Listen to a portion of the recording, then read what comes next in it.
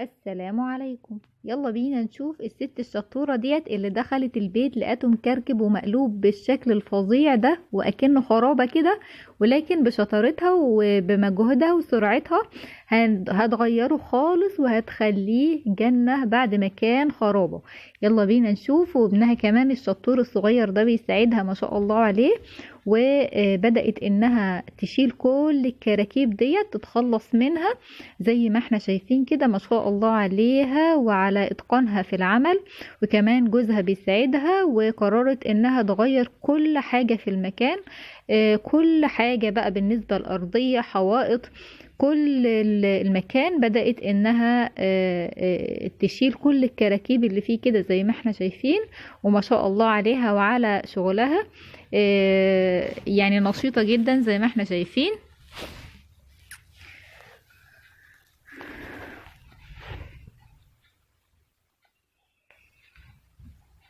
ودلوقتي بقى بدأت انها بمساعدة جوزها تغير كمان شكل الحائط وتلزق عليه لزق نظيف وجميل كده، ولا دهان ولا اي حاجة. شالت، هو تقريبا اللي عندهم كان لزق كده، وشالت اللزق القديم وحطوا مكانه لزق جديد، ونضفت الأرضية وسيقتها وفرشتها، وما شاء الله زي ما انتوا شايفين. كمان هتركب ستاير جديدة وجميلة جدا اهي. ودلوقتي جابوا بقى السرير ده، او اللي هو سرير ولسه هيكملوه، لسه مكملش يعني. وزي ما احنا شايفين بقى بدأت انها تعمل ديكورات جميلة كده على الجدار كمان زي ما احنا شايفين. ما شاء الله شغل عالي جدا. يعني قبل وبعد ديت بتكون الحقيقة فرق كبير جدا. ما تتخيلوش ان ده كان هو المكان اللي دخلته لسه من شوية، غيرته تماما.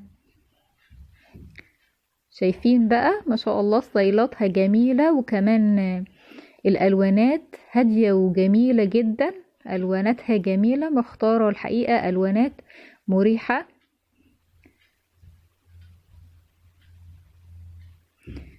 يا سلام يا سلام، ولا ألف ليلة وليلة ده ولا ايه؟ حاجات قمر جدا. الله. دي كمان ست تانية نفس الحكاية برضو، دخلت البيت كده. وطبعا البيت زي ما احنا شايفينه حالته على قدها خالص، فقررت انها تغير نظام المكان كله. ودي بقى بدأت بالدهان. يعني ما شاء الله يا جماعة ليهم في كل حاجة، يعني حتى دهان الجدران اشتغلت فيه وغيرته. ودلوقتي رتبت المكان وفرشته كمان وسيقت بقى وكنست وكل حاجة. ودلوقتي حطت ستاير، وكمان بمساعدة جوزها برضو جابت بقى سرير كده. وقبل ما تشطب التشطيب النهائي كمان هتعمل ديكورات لذيذة جدا برضو.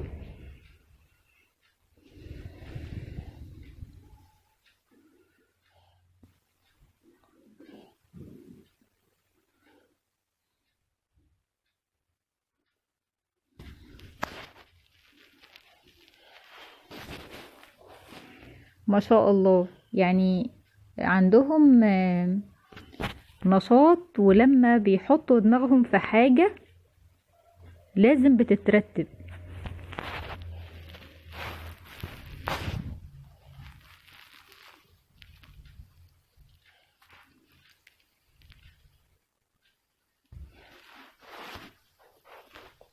الله،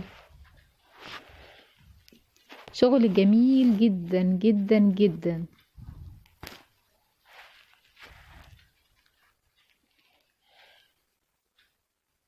عظمة.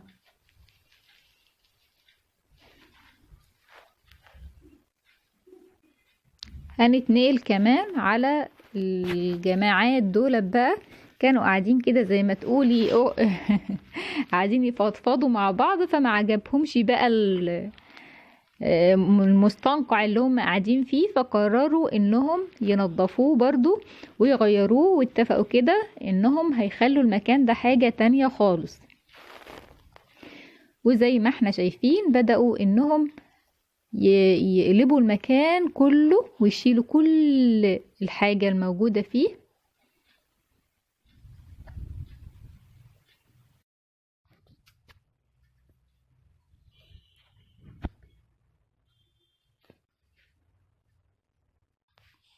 شوفوا الحاجات عندهم، يعني ما شاء الله معتمدين على نفسهم في كل حاجة. يعني مش لازم يكون في راجل في البيت علشان يفك السرير او يشيل معاهم الحاجات التقيلة. يعني ما شاء الله يقدروا كويس جدا انهم يعتمدوا على نفسهم وما يحتاجوش لأي حد. بدأت انها تكنس بقى الارضية كده وتلم كل الزبالة اللي موجودة دي.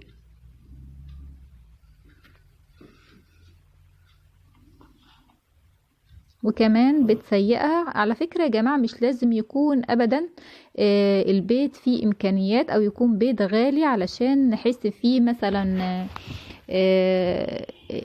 يعني مش لازم ابدا ان يكون عندنا امكانيات علشان نعيش مرتاحين في المكان ده. لا، نقدر بمنتهى البساطة. يعني ده بيت بسيط جدا وبامكانيات بسيطة جدا بيغيروا فيه كل حاجة بإمكانيات بسيطة، والمكان بيتغير تماما تماما، وبتحسوا فيه براحة نفسية وتحسوا انكم كده عايشين في جنة. فمش المهم ابدا امكانيات، المهم النظافة الشخصية، ان الواحد ينظف مكانه يقدر انه يغير منه كتير. اهم حاجة النظافة.